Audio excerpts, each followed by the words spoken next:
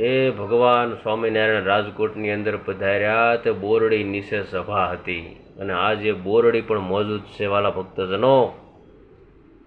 એ Bhupendra road Rajkot Swaminarayan મંદિર જ્યાં આવેલું છે રાજકોટની અંદર ભૂપેન્દ્ર રોડ ઉપર, ત્યાં શ્રીજી મહારાજ સભા કરીને ઊભા થયા ત્યારે પાઘમાં બોરડીનો કાંટો ભરાણો.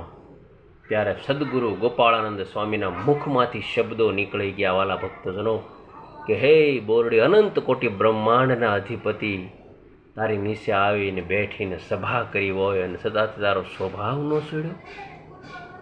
ત્યારે બોરડીના કાંટા બધા ટપ ટપ ખરી ગયા. હો સાહેબ, આજે કાંટા વગરની બોરડી કહેવાય અને આજે રાજકોટની અંદર મોજૂદ છે. તમે જાઓ ત્યારે અચૂક દર્શન કરજો વાલા ભક્તજનો. આ સત્સંગ છે અને આ સત્સંગ મને તમને મળ્યો છે અને આવા પંચ વર્તમાને યુક્ત સંતો મળ્યા છે વાલા ભક્તજનો. હજી જીવનમાં આપણને શું ઘટે છે? કાંઈ નહીં મારા વાલા, કાંઈ નહીં.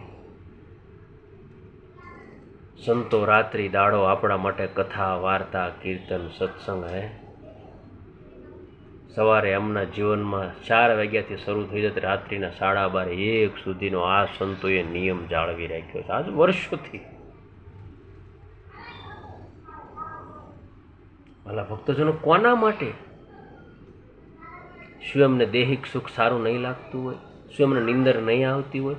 શું એમને શરીરમાં કષ્ટ નહીં આવતું? નહીં.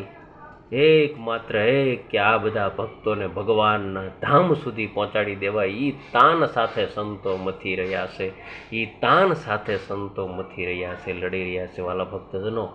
માત્ર ને માત્ર આ હરિભક્તોને ભગવાનના ધામ સુધી પહોંચાડી દેવા, આ હરિભક્તોને અક્ષરધામના અધિકારી બનાવી દેવા, આવા ભાવથી આ સંતો લડે છે. આવા ભાવથી આ સંતો લડે છે. વડતાલ ધામ તમે જાઓ, ગુરુ પૂર્ણિમાનો મહોત્સવ હોય, કેટલા સંતોના દર્શન થાય, કેટલા સંતોના દર્શન થાય.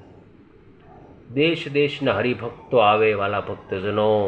એમાંથી કોઈ અખંડ માળા કરતું હોય, અખંડ ધ્યાન કરતું હોય, અખંડ ભગવાન સ્વામિનારાયણની ધૂન કરતું હોય, આવા ભક્તોના દર્શન થઈ જાય ને વાલા ભક્તજનો તો સત્ય દેહે ધામમાં પોગી જાય. સત્ય દેહે આ સત્સંગ છે અને આ સત્સંગનો રંગ છે વાલા ભક્તજનો. હળવે પુણે હોય નહીં આ હરિ કથાનો યોગ.